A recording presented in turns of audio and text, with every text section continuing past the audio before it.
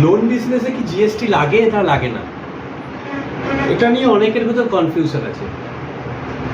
Loan business করতে কি GST লাগে কি লাগে না? আচ্ছা, জিএসটি মানে গুডস অ্যান্ড সার্ভিস ট্যাক্স।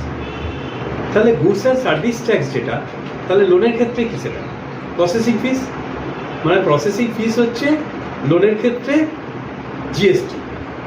তার মানে জিএসটি যদি প্রসেসিং ফিস 20 লক্ষ টাকার ওপর যদি আপনি রিসিভ করেন, তাহলেই আপনার জিএসটি অ্যাপ্লিকেবল হবে। কারণ লোনের ক্ষেত্রে যে ইন্টারেস্ট আপনি গেন করছেন, যে ইন্টারেস্ট পাচ্ছেন, তার উপরে কোনো অবস্থাতেই জিএসটি হবে না। অনেক মানুষ কি করছে, জিএসটি কোম্পানি খুলছে, খুলে একটা করে জিএসটি রেজিস্ট্রেশন করে নিচ্ছে। তারপর জিএসটির যখন নোটিশ আসছে তখন তারা বিভিন্ন জায়গায় ছোটাছুটি করছে। কারণ জিএসটির নোটিশ কিন্তু বড় নোটিশ। এই নোটিশ কিন্তু যদি আসে, সেই নোটিশের নোটিশের অ্যান্সার করা এবং নোটিশের যে কমপ্লায়েন্সেস সেগুলো যদি না করেন, তাহলে জিএসটির ক্ষেত্রে আপনারা লিগালিভাবে লায়াবেল হবেন। তো নমস্কার বন্ধুরা, আমি অভিজিৎ চৌধুরী, আপনাদের বিজনেস অ্যাসোসিয়েট।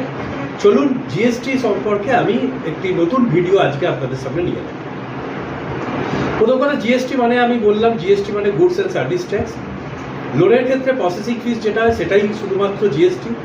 তার মানে আপনি যদি লোন 1 লাখ টাকা দেন, 100 টাকা দিয়ে ক্যালকুলেশন করে বোঝাই, 100 টাকা যদি লোন দেন, তাহলে 1 টাকা যদি প্রসেসিং ফিস নেন, তার মানে 1 টাকার উপর আপনার জিএসটি বসবে।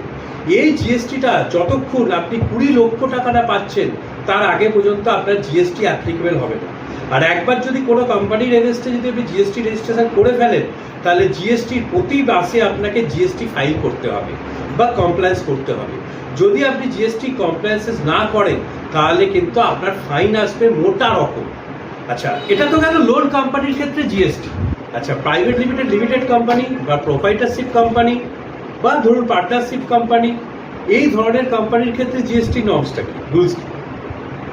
এই ধরনের কোম্পানির ক্ষেত্রে ধরুন আপনি ম্যানুফ্যাকচারিং কোম্পানি, আপনি কিছু ম্যানুফ্যাকচারিং করছেন। আপনি যে ম্যানুফ্যাকচারিং করছেন, করে যে সেলটা করছেন, যে বিক্রি হচ্ছে, বিক্রি করার পর যে টাকাটা আপনার কাছে আসছে, সেটা যদি 20 লাখ টাকার অধিক হয়, তাহলে আপনার জিএসটি অ্যাপ্লিকেবল হবে। এবং proprietorship company, service oriented company, যে কোনো কোম্পানির ক্ষেত্রে যখনই আপনার কাছে টাকা আসছে, এটা গোদা বাংলা ভাষায় বলছি, মানে আপনার অ্যাকাউন্টে যদি 20 লাখ টাকা আসে, তাহলে আপনি জিএসটির আওতায় পড়ে গেলেন। 20 লাখের নিচে থাকলে আপনার হবে না। এবার আপনি ভাবলেন যে 20 লাখ টাকার এবারে আপনার 20 লাখ টাকা আবার হয়েছে, তো আমি জিএসটি পে করলাম, আমি জিএসটি সার্টিফিকেট নিয়ে এলাম, জিএসটি নাম্বার নিয়ে এলাম। পরের বছর গিয়ে আপনার ফিনান্সিয়াল ইয়ার ধরুন ফিনান্সিয়াল ইয়ার 26-27 গিয়ে আবার জিএসটি কোনো রকমভাবে 20 লাখ টাকা পৌঁছলো না, তখন আপনি জিএসটি পেমেন্ট করলেন না। সেটা নয়, তখন যতটা আপনার অ্যাকাউন্টে টাকা এসছে তার ওপরই আপনার জিএসটি অ্যাপ্লিকেবল হবে।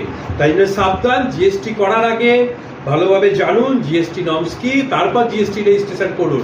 কারণ একবার যদি জিএসটি রেজিস্ট্রেশন করে ফেলেন, তাহলে জিএসটি ফাইলিং প্রতি মাসে করতে হবে। যদি কারুর কোনো কিছু প্রশ্ন থাকে জিএসটি সম্পর্কে, আমাকে ফোন করতে পারেন। কোনো জিএসটি কমপ্লায়েন্সেস করতে হবে, কোনো জিএসটি নোটিশ এসছে, তার কমপ্লায়েন্স করতে হবে, আমাকে আপনারা ফোন করতে পারেন। আমার নাম অভিজিৎ চৌধুরী, আমার কোম্পানির নাম হচ্ছে সিটিকানা বিজনেস সলিউশন। আমার মোবাইল নাম্বার হচ্ছে 9830254434। এটা কিন্তু মাথায় রাখবেন, জিএসটির কোনো যদি নোটিশ আসে, তার অ্যান্সার কিন্তু করতেই হবে। না করে আপনারা যদি ভাবেন যে আমরা করলাম না, পরে দেখা যাবে, পার পাবেন না, মোটা অঙ্কের ফাইন করবে। নমস্কার।